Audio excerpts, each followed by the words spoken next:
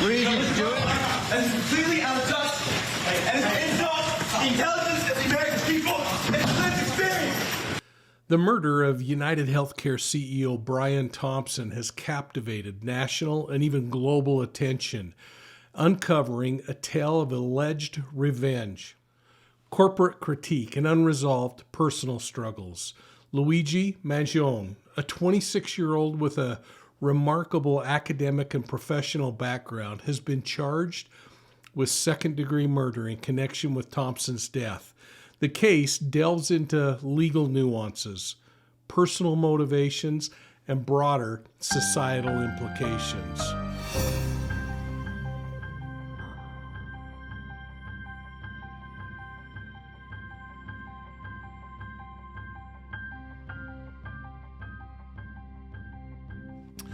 Hey, welcome to Profiling Evil, everyone, and thanks so much for tuning in. Make sure you're hitting that like and subscribe button. Give us a thumbs up.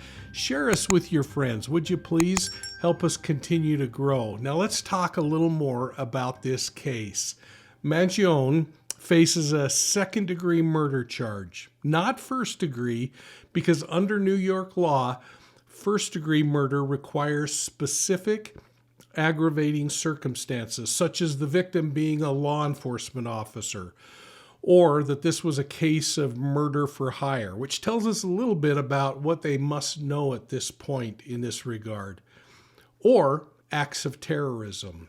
Mangione's actions, while intentional, didn't meet these criteria. Instead, second-degree murder charges are applied for intentional killings without these additional factors, which align with the details of this case. And I want to dig into those a little bit as part of something that I'm talking about tonight on Court TV. In fact, I may pull a few clips out of that and add them to this as we go along, but it will be after the fact.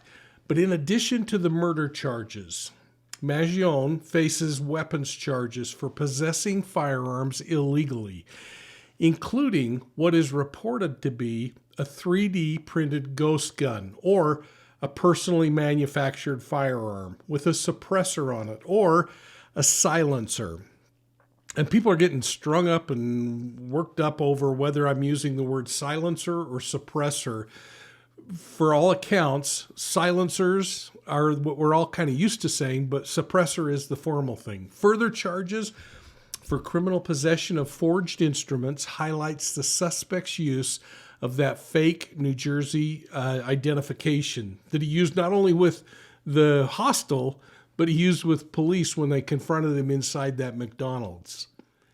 Now, it's important to point out that New York does not have the death penalty, although there's speculation about whether Mangione could face federal charges with a death penalty. Federal murder charges typically require interstate activity or specific federal jurisdictional elements, such as a crime that's committed on federal property or in connection with some kind of federal law, like racketeering or terrorism. Think about terrorism for a moment. Based on the information that's available, Mangione's actions appear to remain under the state of New York's jurisdiction, meaning that federal charges and the death penalty are unlikely unless new evidence emerges. Now, there's a lot of discussion out on the web right now about whether a new administration coming in will change all of that or not under the Trump administration. Who knows? But usually it falls back on what was the law at that particular time. All right, Mike, your thought, your interpretation of this defend, like this is his first big public moment, and we see the way he's, gravitating to the press that is there, trying to get his message out. What are your thoughts? What did you see? What did you hear? Yeah, what I heard is a defiant young man who appears to be trying to maintain this role of a vigilante and the savior of this group of people who are angry about the healthcare industry or corporate greed or whatever. And I think that the manifesto, Vinny, is teaching us a lot about what he was thinking. And now we're seeing in the violence that occurred and in the personality that he's got a legacy he's working on here, and he's got to come across as a powerful servant of all things evil in his mind. So let's talk a little bit about this idea of hate crime or personal grievance, because legal analysts are debating whether the murder could qualify as a hate crime. Hate crimes require bias against a protected group such as race, religion, or sexual orientation. However, Mangione's alleged motives are rooted in grievances about insurance policies and corporate practices, not in those things that fall under the hate crime statutes. So it doesn't align with hate crime definitions, but instead, his actions reflect personal dissatisfaction with these systemic issues that occur in the healthcare industry, as indicated by his handwritten manifesto recovered during his arrest. And a lot of people have reported about the wacky things that were said in that manifesto. So you can go back and listen to those or go down the rabbit hole and dig into those. But clearly, he was pointing the finger at corporate executives and decisions that are made. I will mention just maybe briefly a couple of things. The manifesto contains sharp criticism about corporate greed and the U.S. healthcare system, calling companies like UnitedHealthcare mafioso, exploiting America for profit, according to the manifesto. Mangione expressed frustration with the high cost of healthcare and the perceived systematic failures, echoing sentiments found in works like those of the Unabomber, Ted Kaczynski. In fact, New York PD officials believe that Mangione's note reflects a mindset of protest rather than just bias, underscoring the grievances that are personal in nature, more toward targeting a specific group, the healthcare industry. But still, I found myself wondering if this could potentially be classified as a hate crime under federal statutes, something that would warrant the death penalty. And so I want to explore that just a little bit longer before we move on, because for Luigi Mangione to face federal charges, specifically charges that could end in the death penalty, specific kinds of conditions or elements must apply under U.S. federal law. For situations that are falling in these kinds of areas, you need to look at and have a couple of things primarily. Number one, interstate or international aspects to the crime. So this crime might be somehow tied to the crime crossing over state lines or international borders. For instance, if they could say this guy followed Thompson from his home state to New York, that becomes really interesting then. So planning or committing the act in multiple jurisdictions is what's going to be really important in this thing. And whether they can pull that up and make it a part of this, I have no idea. The second kind of important thing, though, is whether the crimes occurred on federal property or against federal officials, which they did not. That doesn't appear to be a consideration in this case, given on what we know publicly about the case. So we look to some encompassing categories, like the murder was part of a specific federal crime, such as terrorism. Again, I keep kind of looking at this terrorism idea. Drug trafficking, nah. Racketeering, nah. Hate crimes, again, you got to think about that, but again, it doesn't fit. This keeps bringing me back to hate crimes, and it doesn't fit without some really broad interpretation, because murdering Thompson wouldn't typically qualify under the federal law as a hate crime, because the motive for murder stemmed from grievances related to the insurance claim rejections or denial or coverage. Remember the inscription on those bullet casings found at the scene. Or if we find sometime that there might be employment-related issues, that could pull it in. But here's why. Hate crimes are defined, again, as criminal acts motivated by bias against a person based on a protected characteristic such as race, religion, national origin, gender, sexual orientation, disability, or gender identity. And I don't believe that any of those are going to be something that can be pulled into this case as part of this. I think it's going to keep going back to that manifesto and that hatred toward corporate greed and corporate America in his mind. So again, just to recap this, for a murder to be considered a hate crime, the perpetrator's motive, and the perpetrator, in this case, the alleged perpetrator is Luigi Mangione, must involve some kind of anger or hatred toward a protected group or victim. And Thompson doesn't seem to fit in that protected group. And they have to be targeted because they belong to or are perceived to belong to that kind of group. And again, I just don't see this thing reaching to that point. So I think this is going to remain in the state as a state prosecuted second-degree murder charge. Now, if the motive behind the murder is related to these personal grievances about insurance claims, insurance claim decisions, coverage denial, dissatisfaction with the company or its leadership, again, these are not forms of bias tied to the victim's protected characteristics. Instead, these are motives that are rooted in specific professional or personal disputes. It's not a hate crime or not a bias against a group that the victim represents. So I think we can just stick with the idea that, again, we go back to the second-degree murder charge for intentional killing under New York statute. Now, there are a couple of other possibilities that the state may go after. Number one is aggravated murder.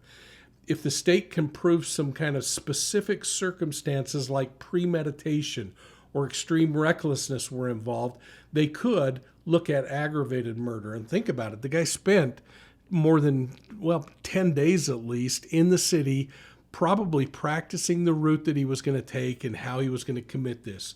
So premeditation seems like it's within reach to me.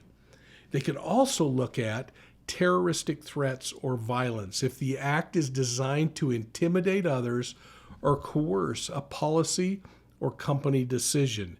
And I think that this clearly is something that you could lean and say was done to intimidate other corporate decision makers.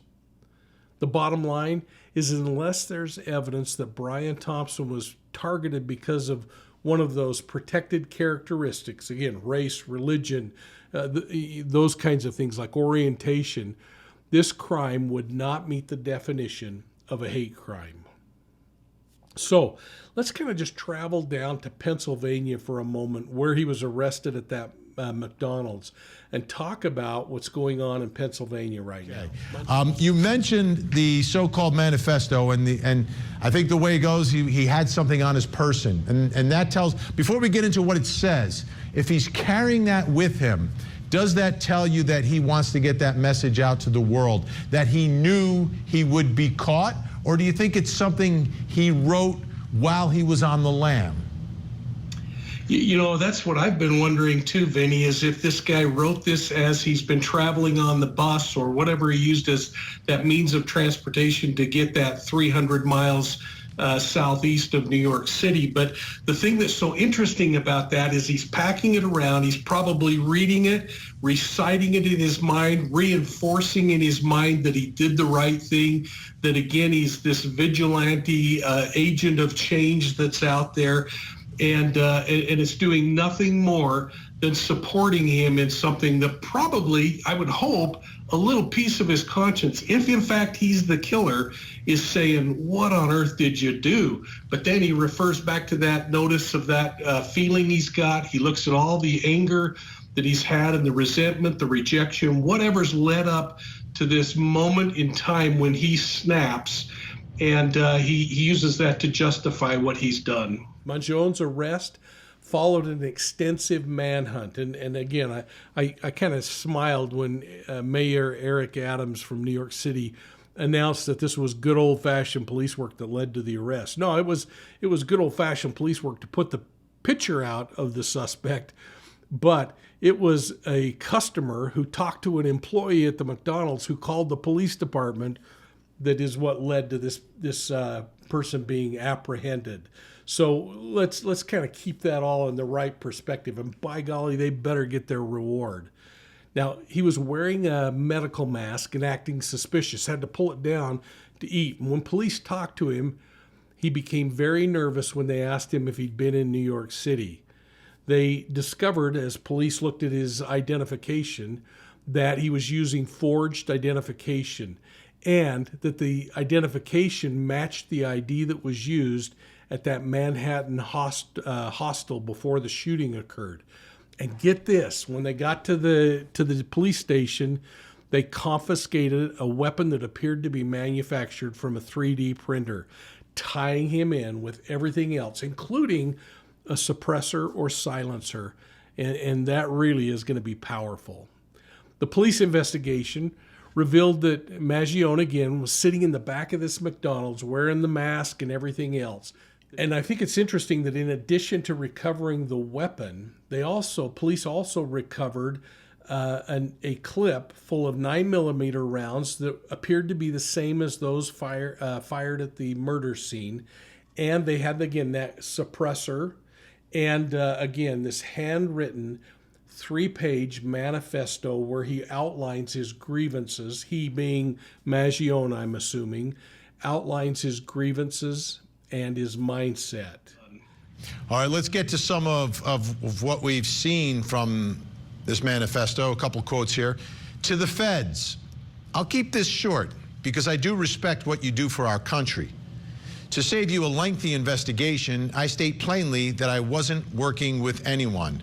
Well, that's partly a confession right there. That's going to be used against him, by the way, folks. But I wasn't working with anyone. And then he says, I do apologize for any strife or traumas, but it had to be done. Frankly, these parasites simply had it coming. Again, could be interpreted as a confession here. But let's start with wasn't working with anyone. What does your gut tell you, Mike? Well, I still go back to the fact that early morning hour, he's walking down the street and he's talking to someone at 6:30 in the morning on that mobile phone, or at least appears to. So he may be aware that there are cameras there. I think he certainly rehearsed the route that he took. I think he fantasized about every part of this thing and probably practiced it over and again for those 10 days leading up to this event. And so the question that keeps bugging me is, was there really a phone call? And the forensics are going to tell us that. If there's some call on that phone, we need to know who he's talking to and why he's talking to him. How does he end up at that exact moment in time, pacing back and forth or whatever, but at that moment in time when Brian Thompson walks out and is meandering his way over to the Hilton? Now, again, he's currently being held in Pennsylvania, and he's contesting extradition to New York, which means he's got a couple of weeks at least, 2 to 3, 4 weeks before he can be physically transported back to New York, even against his will. There was this heated court appearance today, and he proclaimed the proceedings were, quote, an insult to the intelligence of the American people, close quote. Now, another part of this, talking about these parasites simply had it coming. Are you interpreting that as UnitedHealthcare Group and its leader? Or do you see it as perhaps there may have been more targets in his mind, since he did retain the alleged murder weapon with him? Yeah, I've been thinking about that weapon as well. Number one, I think probably it's part of the artist's artwork. He probably has something to do with the creation of that personally manufactured firearm or ghost gun, and so was he hanging on to it because it was something he created and then accomplished this fantasy that he had with, so it holds almost that trophy kind of sense of accomplishment like we see with serial predators, but or is it truly that he's looking at someone else as the next target in line? I find it offensive that he, on one hand, says, I'm sorry that all this had to happen and people's lives were hurt, but these people are parasites. I mean, that is so frustrating. And to me, it's personalized, not about corporate America. Well, if extradited, the Manhattan District Attorney will prosecute the case with significant attention being focused on Mangione's manifesto as an alleged motivation for committing murder. He is a 26-year-old man who was born into a prominent Maryland family. He had a privileged upbringing by all reports, and he graduated as valedictorian from a boys' school in Baltimore in 2016, later earning degrees in computer science and engineering from the University of Pennsylvania. While at Penn, he founded a video game development club, and he worked as a teaching assistant, which is no small thing because they really have to understand what's going on to be hired as a teaching assistant. Now, his professional career included a role as a data engineer at an online car purchasing company, and I'm not going to name who it is because it really doesn't matter, but he hadn't worked there since 2023. And I'm going to come back to that in just a moment and why I think that's kind of important in this case. Now, Mangione had ties that extended to Honolulu, Hawaii, where he was apparently living in a co-living space before leaving due to this exacerbating back pain that he was experiencing. Are you shocked if, in fact, he's the killer, right? If he's the killer, that he's going after UnitedHealthcare, right? He's suffering back pain, I get it, but it seems like potentially a botched surgery, potentially a condition he was born with, and yet it seems to be manifesting itself towards the health insurance industry here. What are your thoughts about putting those pieces together in profiling this alleged killer? Well, I really appreciate sharing time with the doc on this one because we have to look at what motivates someone to commit a crime like this and to have such a shift in their personality and the way they go about life. I mean, he was a pretty fun-loving person from all the reports prior to the last year or so. But we know that he was working for a company in California that probably had health care coverage, Vinny. I looked into that company. UnitedHealthcare isn't listed on that company, but we know since 23 he's not been working for that company, been in Hawaii. So did he revert back to his parents' coverage? So the question I have is, were his parents covered by UnitedHealthcare in this particular case? And then second to that is because he just turned 26 in May, and the Affordable Health Care Act would have removed him from dependent coverage. Was he having trouble with coverage? And he shouldn't have been having trouble with pre-existing conditions. But I really appreciated the doc giving us information about what would have happened medically, because the question I have as an investigator was, by all accounts, he didn't have any pain medications with him when he was arrested. There's no indication that he was having a hard time moving when he was firing those shots and cycling that weapon and reacting so smoothly. I'm not discounting at all that he probably has serious back pain. We don't even know if that's really his imagery from what I've been able to see on public records, but of a back surgery. But all of those things make me say, is the behavior matching up with the diagnoses? And if he was in that much pain, would he have been packing meds around or been under the influence? But what a great defense if he is. Yeah. Mike King, completely unrelated question here. But this image, this original booking photo, I noticed, it looks like he may have wet his pants.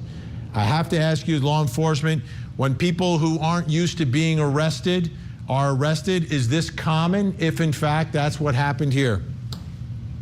Yeah, I mean, people get scared and they do some pretty wild things. Again, well, I don't know with the back injury, the doc might be able to answer if there may be incontinency problems associated with the back injury. But it also might be that he was held a long time and his pride or ego or law enforcement didn't give him a chance to get to the bathroom in time. I got that. Do you think it could at all be related to the back injury, Dr. Mulamed? You know, very rarely. In this case, my first instinct is that probably not. I don't think he would have had that. But, you know, you have to look at all the imaging to be able to comment about it. But usually the type of a problem he had, it's rare to have incontinence issues. Reportedly, his spinal condition required surgical intervention, which was a recurring challenge, reflecting kind of the physical and emotional frustrations that this young man was facing. Social media activity and book reviews suggest that he had an interest in systemic critiques, including the critical works of things within the healthcare industry. So he was spending time complaining about and reading about things in the healthcare industry, according to all news reports. Now, Mangione's manifesto and actions have sparked conversation about corporate accountability and about societal discontent with the insurance companies. And you know what? Probably all of us are pretty discontent with the insurance companies, but we don't go out and commit murder, and we don't pick out some guy walking down the sidewalk who happens to be serving as a CEO. And while his methods are unequivocally condemned, his grievances do highlight these underlying issues in the healthcare system. And I think it's probably resonating with many people, including probably many of you that are on tonight. The case serves as a stark reminder of the consequences of unchecked frustration manifested now in extreme violence. My thoughts go out to Mangione's family, who probably didn't even see this coming, although they must have known that there were some things going on emotionally with their son. The family, according to reports, has expressed shock and devastation. And I think this is really important. They're emphasizing their condolences to the Thompson family. When interviewers have talked to former classmates of Mangione, they describe him as intelligent, driven. They say he had no apparent signs of hostility or criminal tendencies. Now, these contrasting perspectives add layers of complexity to this story, raising questions about the pressures and the discontents that led to such a tragic outcome. And what happened in Hawaii is going to be really important, because there I think we're going to see him continuing to kind of boil over. I think it's also important, and I want to go back to this because I talked a little bit about the car company that he worked for. Luigi Mangione turned 26 years old in May of 2024, just months before this murder occurred, 6 months before. When he turned 26, he became ineligible for dependent coverage under his parents' health insurance. And that's all according to the provisions of the Affordable Health Care Act, which mandates that insurance coverage for dependents ends at age 26, or at least by the end of the month in which the dependent turns 26. Now remember, he's working at this online car selling company, and it's unknown to me, maybe someone out there can let me know, but he would likely have had coverage opportunities from that auto sales company. And when I looked that company up online, they offered several different healthcare plans, but not UnitedHealthcare. So it's possible when he quit working there in 2023, he may have returned or maintained and stayed on his parents' insurance plan through all that time until he turned 26. What I don't know, and what would be interesting to know, is if his parents were covered by UnitedHealthcare plan. That, to me, would really tell us, and that would make me want to know even more if he was denied coverage in any way. What is blatantly clear, though, is that Mangione harbored, at least according to all the media reports out there, significant frustration with the healthcare system, possibly stemming from his own personal experiences, such as managing a spinal injury that he's got, or if it's true that he has it, which might have required really costly medical interventions. Now, he had a bucket load of money with him in his possession, but he didn't have any pain pills for this back.